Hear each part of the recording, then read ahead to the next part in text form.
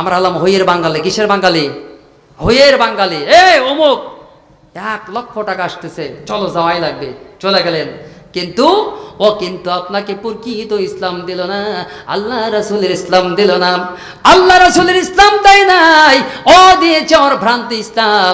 আর আল্লাহ রাসূলের যে প্রকৃত ইসলাম, সে ইসলামকে গোপন করেছে।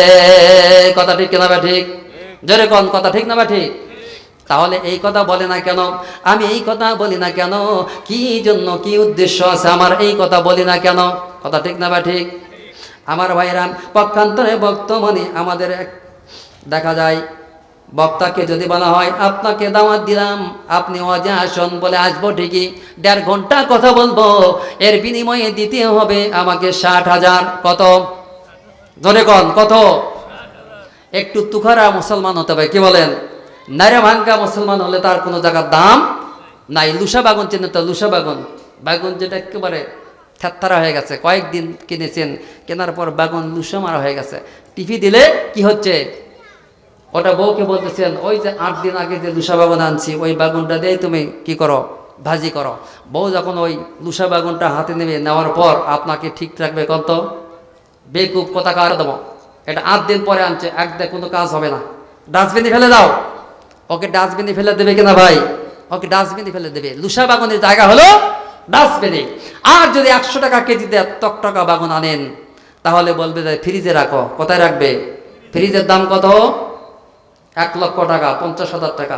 সুন্দর জায়গায় রাখবে। আর যদি লুসা বাগুন হয় তাহলে কোথায় রাখবে? তাহলে লুসা মার্কা মুসলমান কোথায়? আল্লাহর জান্নাতে। আল্লাহর জান্নাতে নয়, বলে লুসা মার্কা মুসলমানের স্থান হলো কোথায়? ডাস্টবিনে। আর পাকাপোক্ত ইমানদার, টকটকা ইমানদারের স্থান কোথায়?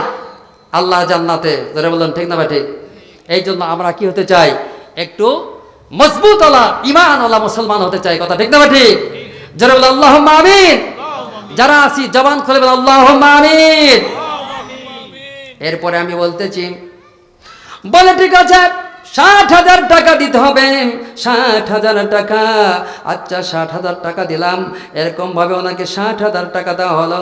দেওয়ার পর দ্বিতীয় বক্তা 5,000, তৃতীয় বক্তাকে আবার 5,000, গেল কয় হাজার? কথা বলেন 70,000। আর এই আল্লাহর বান্দার 70,000 টাকায় উঠেছেন। ছোট একটা মসজিদ অথবা ছোট একটা মাদ্রাসার ময়দানে ওয়াজের প্যান্ডেল করেছেন। এই প্যান্ডেলে 30,000 টাকা খরচ হয়েছে। তাহলে আল্লাহর বান্দা এরকম ভাবে যখন ওয়াজের প্যান্ডেল করেছেন, 70,000 উঠেছে। আর থাকলো কত? লাভ থাকতো না লস থাকলো? কত লস? 30,000। এখন উনি মাথা ধরে বসে আছে।